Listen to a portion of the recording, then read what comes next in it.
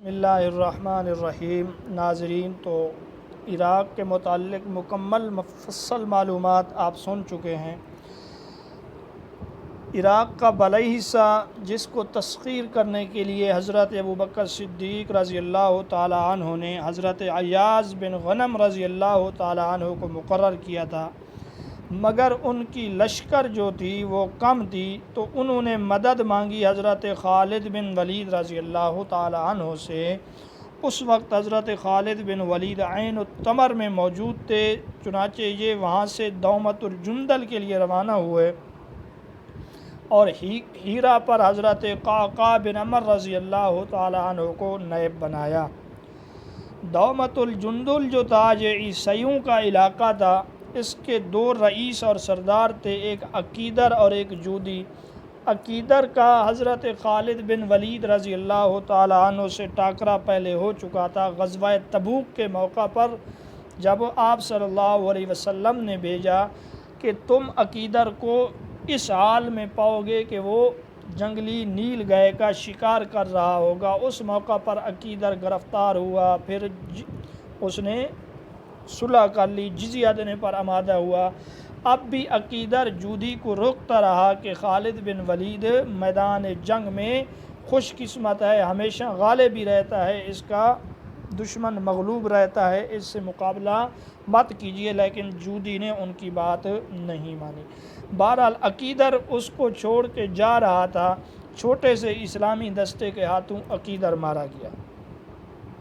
تو عیسائیوں کا سپہ سالار جو تھا جودی، خالد رضی اللہ تعالی عنہ نے اس کو گرفتار کیا، اس کو قتل کر دیا گیا۔ جودی کی بیٹی کو کس نے خریدا؟ تو جواب ہے خالد بن ولید رضی اللہ تعالی عنہ۔ تو یہ دومت الجندل کا علاقہ بھی فتح ہو گیا۔ اس کے بعد ایک علاقہ حسید، جنگ حسید، یہاں ایرانی سپہ سالار جو تھا زرمہر اور روزیہ تھا۔ مقصود جنگ یہاں پر عقہ بن عقہ جو پہلے قتل ہو چکا تھا عین التمر کی لڑائی میں، اس کا بدلہ لینا تھا۔ اس موقع پر عجمی اور نصرانیوں کی آپس میں بھی ساز باز ہو گئی، دونوں مل گئے اور ہیرا کو دوبارہ واپس مسلمانوں سے چھیننا تھا۔ تو یہ لوگ حسید میں جمع تھے۔ حسید میں مسلمانوں کے سپہ سالار حضرت قعقاع بن عمر رضی اللہ تعالی عنہ تھے۔ تو نتیجتاً جو ایرانیوں کے دو سردار تھے وہ دونوں مارے گئے، مسلمانوں کو یہاں پر بھی فتح ہوئی۔ اس کے بعد حسید کے بھگوڑے خنافش یا فنافس نامی جگہ پر بھاگ گئے، تو ان کا وہاں بھی تعاقب کیا گیا۔ تو مقام خنافش یا فنافس میں جو ایرانی کا سپہ سالار تھا وہ بہبوزان یا مہوزان نامی تھا، مگر یہ وہاں سے بھاگ کر مسیخ میں جا کر پہنچا، یہ بھی ایک جگہ کا نام ہے۔ اب مسیخ میں جب مسلمانوں کا سپہ سالار جو تھا وہ ابو لیلہ تھا، اور جنگ مسیخ میں ان کا جو سپہ سالار تھا وہ حذیل بن عمران اور دوسرے عرب سردار ربیعہ بن بحر تغلبی وغیرہ وغیرہ۔ تو مسلمان لشکر کے تین حصے تھے، ایک خالد بن ولید رضی اللہ تعالی عنہ کے پاس تھا، دوسرا قعقاع رضی اللہ تعالی عنہ کے پاس تھا، اور تیسرا حضرت ابو لیلہ رضی اللہ تعالی عنہ کے پاس۔ اس جنگ میں دو مسلمان ایسے بھی شہید ہوئے جو کفار کی طرف سے تھے، ان کے ساتھ تھے، زبردستی یا مجبوراً ان کے ساتھ ملے ہوئے تھے۔ ان کے نام تھے عبدالعزیز بن ابی رحم اور لبید بن جریر۔ یہاں جو ربیعہ بن بحیر تھا وہ بھاگ کر مقام یسیر یا مقام بشر یا بشر میں آیا۔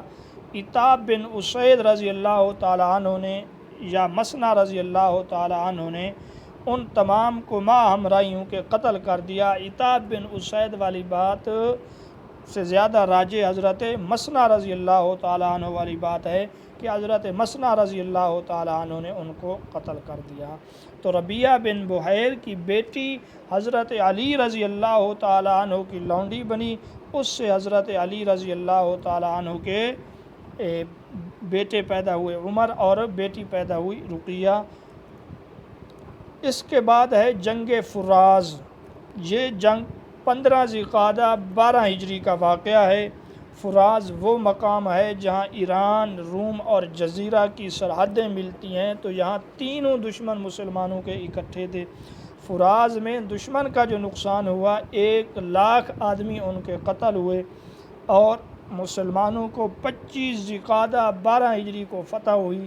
تو فراز کو فتح کر کے حضرت خالد بن ولید رضی اللہ تعالی عنہ چپکے سے حج کے لیے مکہ کی طرف روانہ ہوئے، کسی کو معلوم بھی نہیں ہوا، اور آپ حج کر کے واپس آ گئے۔ بعد میں پتہ چلا کہ خالد بن ولید رضی اللہ تعالی عنہ ایسے لشکر کو چھوڑ کے وہاں اپنا نائب بنا کر حج کے لیے روانہ ہو گئے۔ تو حضرت ابوبکر صدیق رضی اللہ تعالی عنہ نے عراق سے ہٹا کر ان کو شام بھیج دیا۔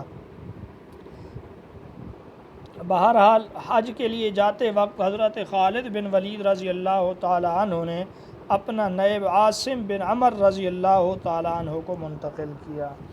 آگے 12 ہجری کے متعلق کچھ سوالات ہیں۔ حضرت عمر رضی اللہ تعالی عنہ نے عاتقہ بن زید سے کب شادی کی؟ تو جواب 12 ہجری۔ تدوین قرآن کا کام کب شروع ہوا؟ 12 ہجری۔ ہجرت کے 12ویں سال لوگوں کو کس نے حج کرایا؟ تو درست جواب حضرت ابوبکر صدیق رضی اللہ تعالی عنہ نے، جبکہ مدینہ میں ان کے نائب حضرت عثمان بن عفان رضی اللہ تعالی عنہ تھے۔ دوسرا قول کہ آپ رضی اللہ تعالی عنہ نے حج نہیں کروایا، بلکہ آپ کے نائب حضرت عمر رضی اللہ تعالی عنہ یا عبد الرحمن بن عوف رضی اللہ تعالی عنہ نے حج کرایا۔ بہرحال راجح قول یہی معلوم ہوتا ہے کہ حضرت ابوبکر صدیق رضی اللہ تعالی عنہ خود امیر الحج تھے ہجرت کے 12ویں سال۔ تو ناظرین، اب تک ایران کے اوپر جو لشکر کشی تھی اس کے متعلق ہم پڑھتے آئے ہیں۔ اب شام پر لشکر کشی اور اس لشکر کشی کی وجوہات کیا تھیں، یہ ہم نیکسٹ ویڈیو کے اندر آپ کو بتلائیں گے۔